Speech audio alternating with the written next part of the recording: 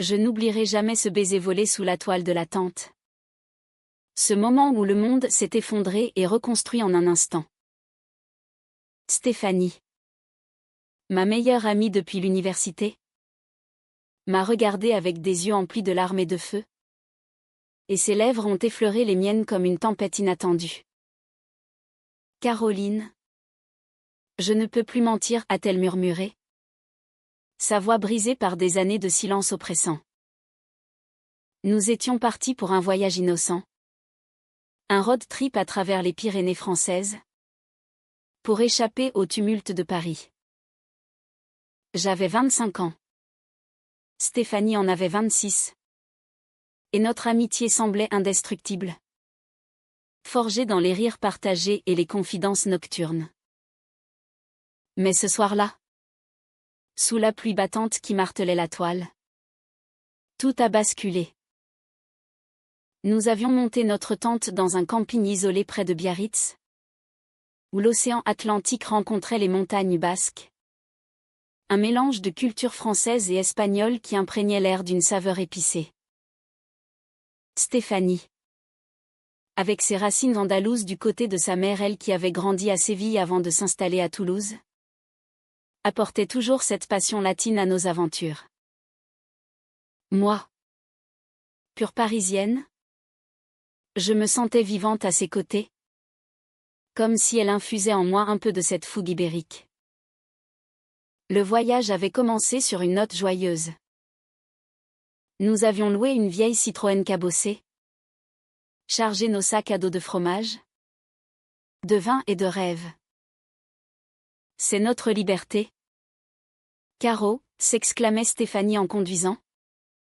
Ses cheveux noirs virevoltant au vent. Nous traversions des villages pittoresques, comme Saint-Jean-de-Luz, où les maisons basques aux façades blanches et rouges nous rappelaient l'Espagne voisine. Nous dansions sur des airs de flamenco diffusés par la radio locale, riant aux éclats quand je trébuchais sur les pas qu'elle m'enseignait. Mais déjà, des ombres planaient. Stéphanie semblait distraite, son sourire forcé par moments. Je l'attribuais à son travail stressant de graphiste. Ou peut-être à sa récente rupture avec Julien? Ce garçon fade qu'elle avait fréquenté par intermittence. Ce soir fatidique, la tempête nous a surprises. La tente, notre refuge précaire, tremblait sous les rafales. Blottis l'une contre l'autre pour nous réchauffer. Nos corps se touchaient innocemment, du moins le croyais-je. Tu te souviens de notre premier voyage ensemble, ai-je demandé? Pour briser le silence lourd. Stéphanie a hoché la tête, ses yeux fixés sur le plafond de toile. À Barcelone? Avec la classe. Tu m'as sauvé d'un pickpocket. J'ai ri. Mais elle n'a pas suivi. Au lieu de cela, elle s'est tournée vers moi. Son visage pâle éclairé par la lueur de la lampe torche. Caroline, il y a quelque chose que je dois te dire. Depuis des années. Son aveu a jailli comme un torrent. Elle m'aimait. Pas comme une amie, mais d'un amour profond, dévorant, qu'elle avait enfoui par peur du rejet, de la société, de tout. Ces mots m'ont transpercé, j'ai essayé de l'étouffer. Avec Julien? Avec d'autres? Mais c'est toi. Toujours toi. Je suis restée figée. Le cœur battant. Était-ce de la trahison? De la confusion? Ou l'éveil de sentiments que j'ignorais en moi? La nuit s'est étirée en confessions haletantes. Stéphanie m'a raconté son enfance en Espagne, où l'amour entre femmes était un tabou murmuré. Un secret familial qu'elle portait comme une croix. Sa mère, fervente catholique, l'avait élevée dans la crainte de Dieu et des jugements. J'ai fui à Paris pour être libre, Mais je me suis emprisonnée moi-même, a-t-elle sangloté. Le lendemain matin, le soleil perçait les nuages, mais mon esprit était en tumulte. Nous avons plié la tente en silence, évitant nos regards. Le voyage continuait, mais rien n'était plus pareil. À Bayonne, nous avons visité la cathédrale Sainte-Marie, où les vitraux colorés projetaient des motifs arc-en-ciel sur les pierres froides. Ironie du sort, ces couleurs symbolisaient pour moi l'arc-en-ciel de la communauté LGBT. Un monde que je connaissais de loin, à travers des films et des articles. Stéphanie s'est agenouillée un instant, priant peut-être pour le pardon ou la force. Je l'ai observée, partagée entre compassion et peur. Et si cela changeait tout? Et si je la perdais en refusant? Ou en acceptant? Les jours suivants ont été un tourbillon d'émotions. Nous randonnions dans les Pyrénées, gravissant des sentiers escarpés vers le pic du Midi. L'air pur, imprégné d'odeurs de pin et de thym, contrastait avec la lourdeur de nos cœurs. Stéphanie tentait de normaliser les choses, me racontant des anecdotes drôles de son passé espagnol, comme cette fois où elle avait dansé le flamenco jusqu'à l'aube lors d'une feria. Mais ses yeux trahissaient une vulnérabilité profonde. Moi, je luttais intérieurement. J'aimais Stéphanie. Bien sûr. Mais était-ce de l'amour romantique? Ou simplement l'affection d'une sœur? Des souvenirs affluaient, nos câlins platoniques, nos regards complices. Avais-je ignoré les signes? Une soirée à Pau, dans un petit café basque, a exacerbé le conflit.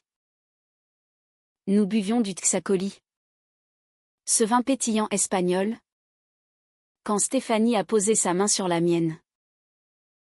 Donne-moi une chance. Caro. Juste une. Mon cœur s'est serré.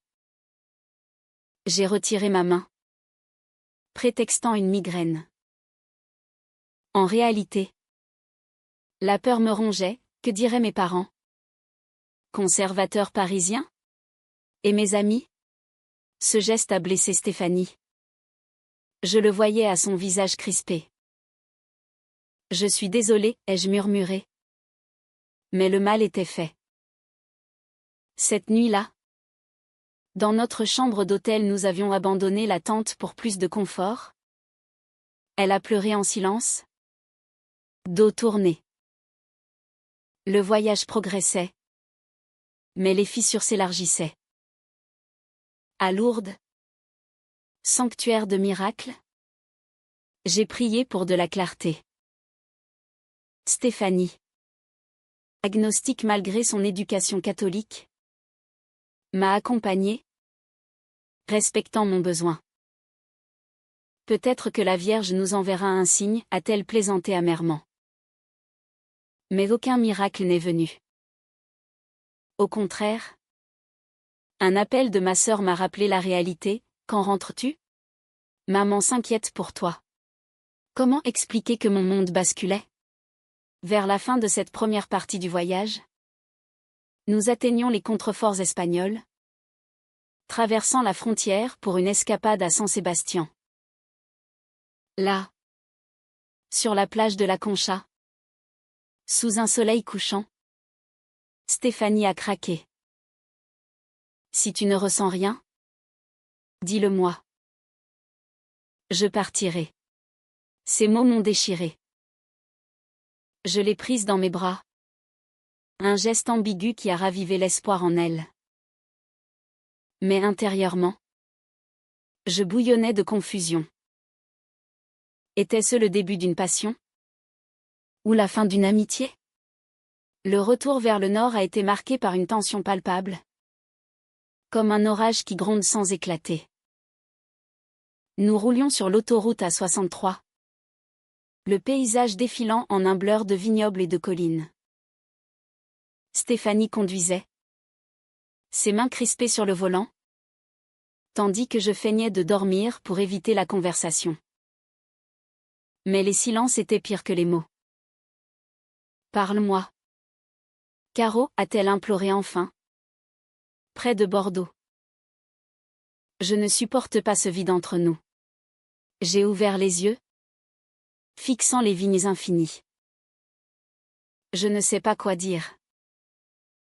C'est compliqué. Compliqué. Quel euphémisme.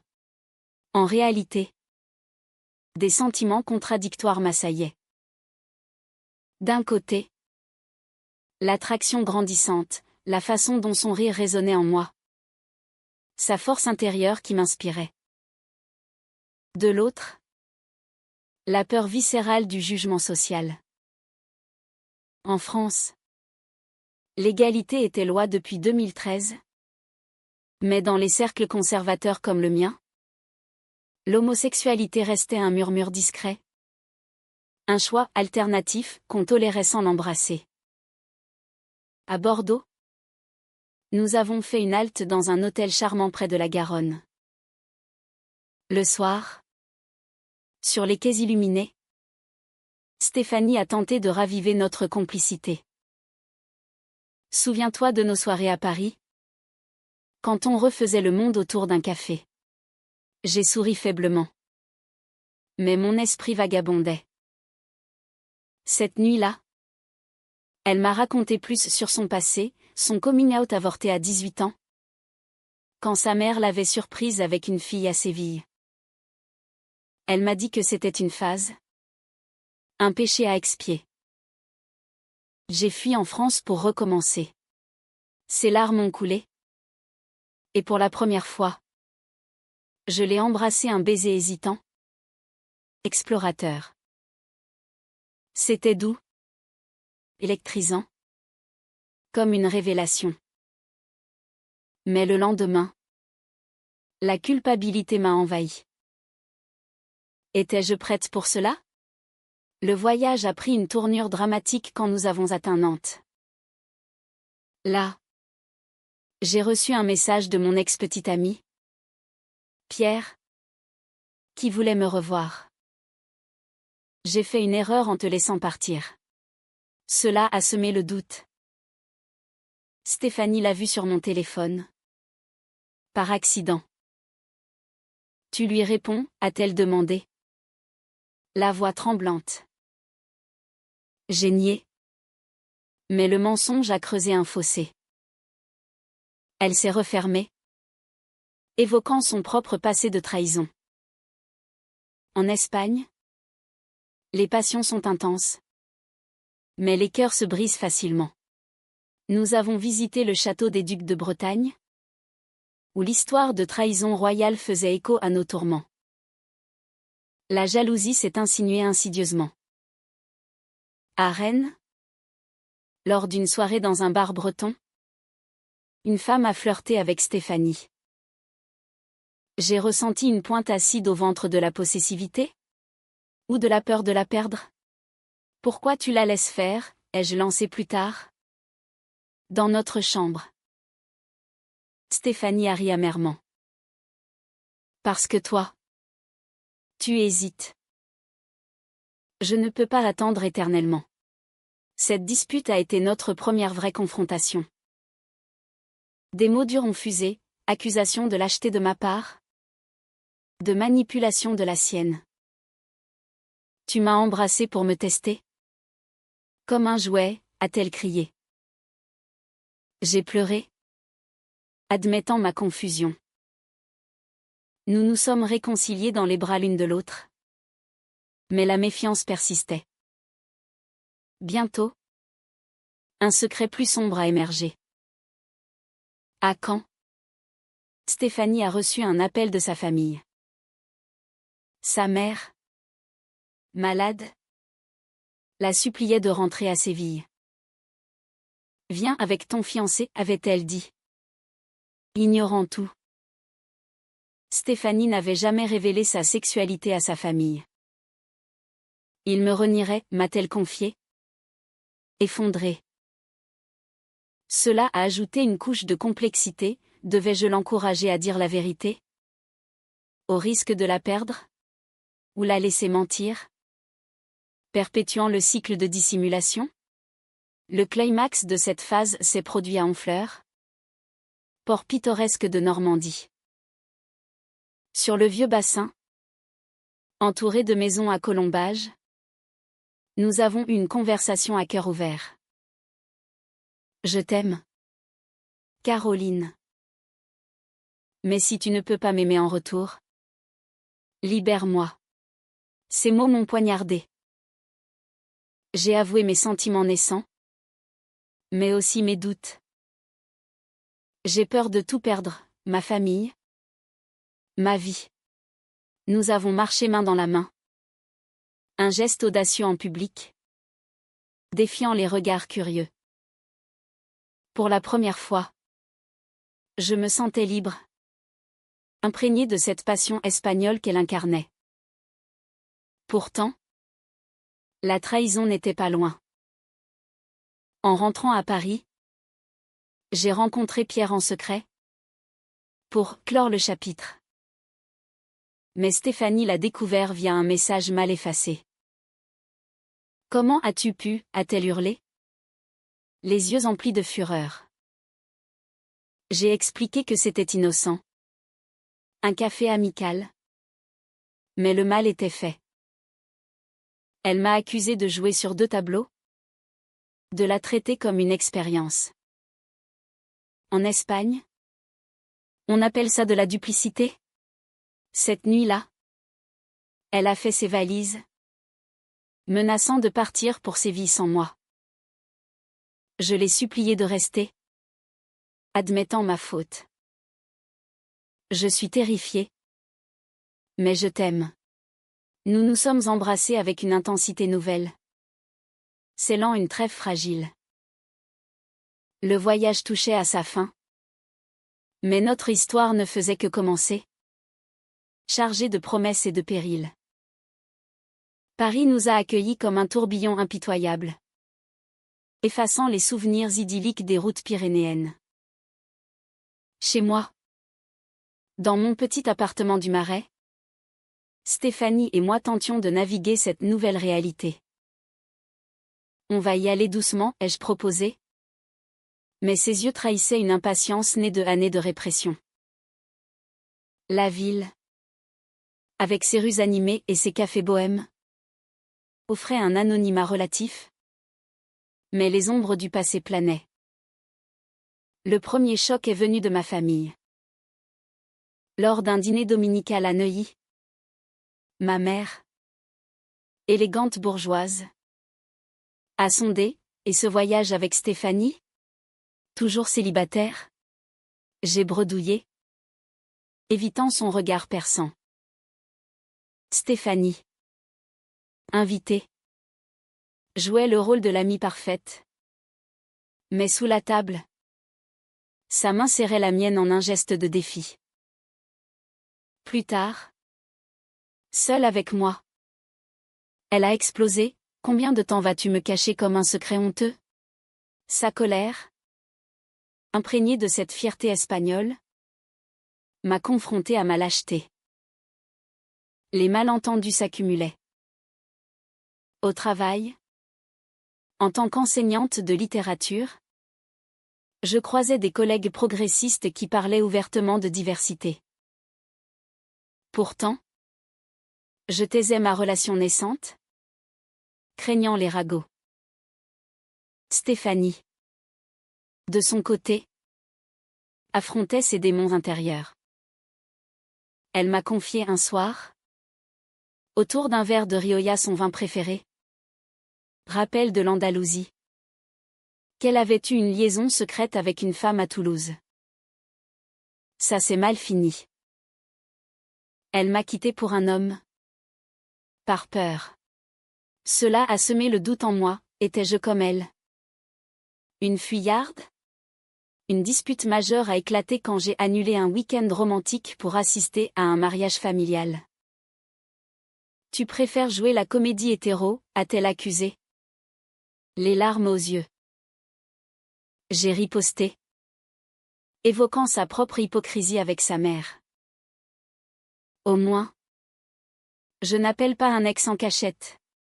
Les mots ont volé bas, révélant des blessures profondes. Stéphanie a claqué la porte, disparaissant dans la nuit parisienne. Je l'ai cherchée frénétiquement, appelant ses amis. Elle est revenue au petit matin, épuisée. Je ne peux pas vivre comme ça. Dans l'ombre.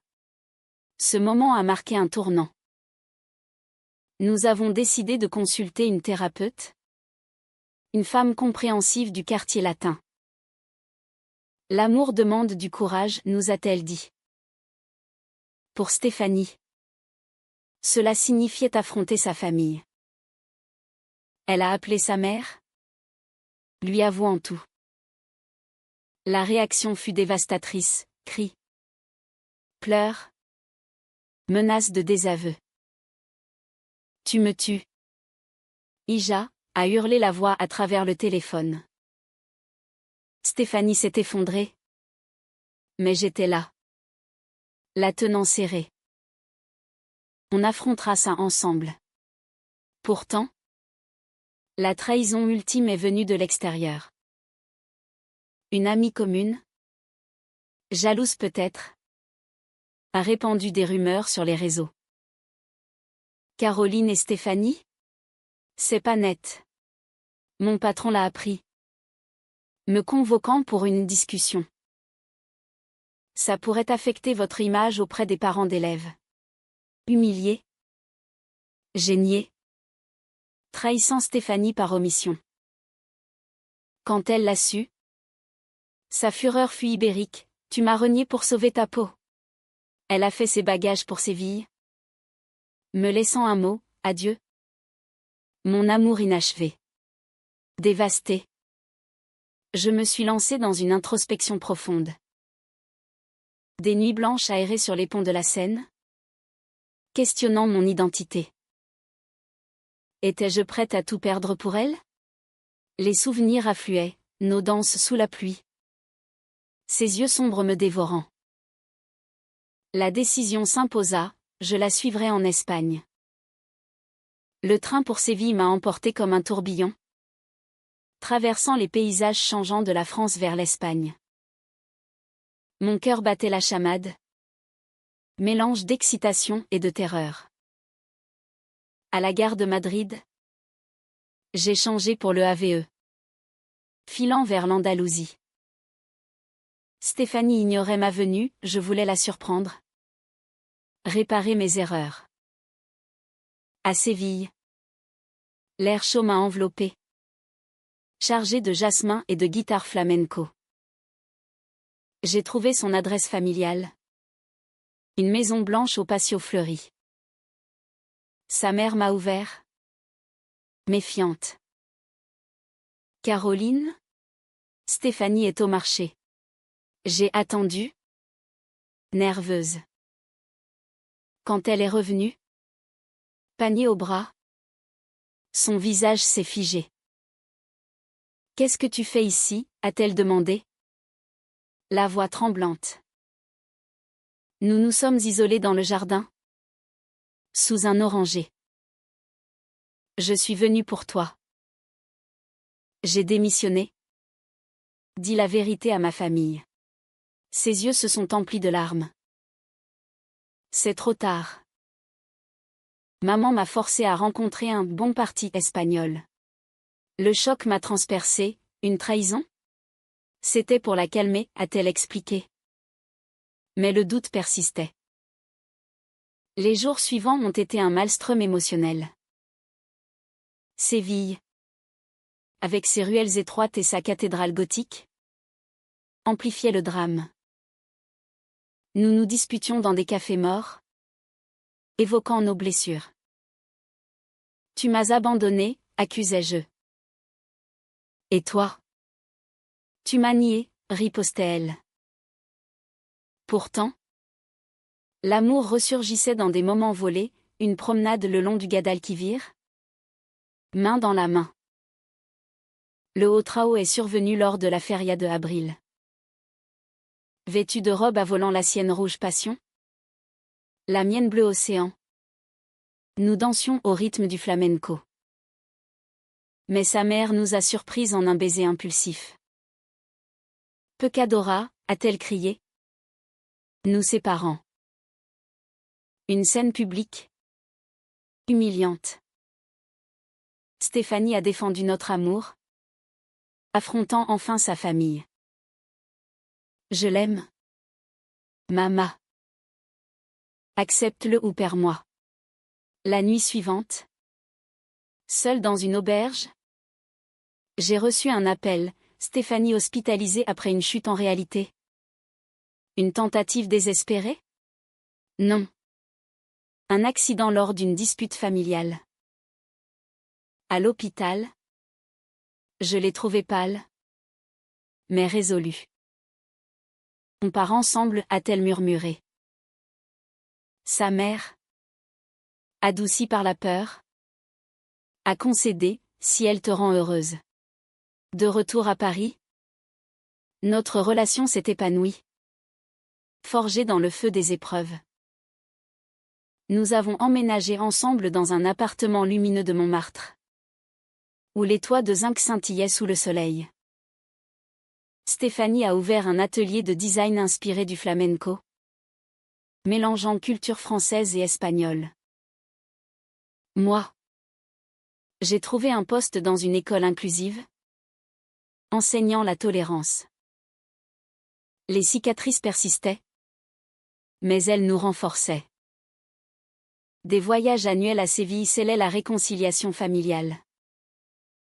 Sa mère, lentement, acceptait notre amour, offrant même des olives de son jardin comme paix.